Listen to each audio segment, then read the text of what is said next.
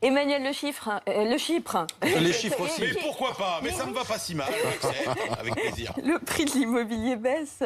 Bah oui, on a quelques signes qui commencent à être encourageants, notamment dans les grandes villes. La plus emblématique, c'est Paris. Le prix du mètre carré qui, après avoir atteint des sommets au mois de novembre, nous disent les notaires, 10 850 € a baissé en décembre. Cette baisse, elle commence à se diffuser à l'approche banlieue et aux autres grandes métropoles. Et ça va continuer sans doute au premier semestre. C'est ce que disent un peu tous les indicateurs avancés. Par exemple, toutes les promesses de vente qui ont été signées. On voit que les délais de publication des annonces, par exemple, s'allongent. Donc tout ça, oui, il y a quand même une accalmie sur les prix de l'immobilier. Bon, il y a une explication rationnelle. Bah oui, c'est que ça commence d'abord à coincer du côté du pouvoir d'achat immobilier. Et oui, aujourd'hui, prenez par exemple un jeune célibataire qui a un salaire à peu près moyen.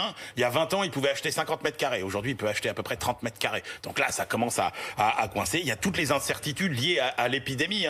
Est-ce que je vais garder mon emploi? Est-ce que je vais perdre des revenus? Est-ce que je vais pouvoir déménager? Donc tout ça, ça fige un peu le marché. Et puis il y a aussi évidemment le durcissement des conditions du crédit sous la houlette de la Banque de France. Côté loyer, ça se calme? Alors côté loyer, oui, ça commence à se calmer. D'abord parce qu'il y a moins de demandes pour les centres-villes. Alors il y a certes les envies de jardin, mais enfin ça se calme un peu. Il y a les perspectives d'encadrement du loyer aussi dans certaines grandes villes. Et puis alors il y a un phénomène nouveau, très intéressant, lié à la crise sanitaire. C'est que les propriétaires de meublés qui louaient avant sur Airbnb et les autres plateformes pour les touristes, eh bien comme il n'y a plus de touristes, eh bien ils mettent maintenant leurs biens sur le marché traditionnel. Songez qu'à Bordeaux, l'offre de meublés représente désormais 6 offres de logement sur 10.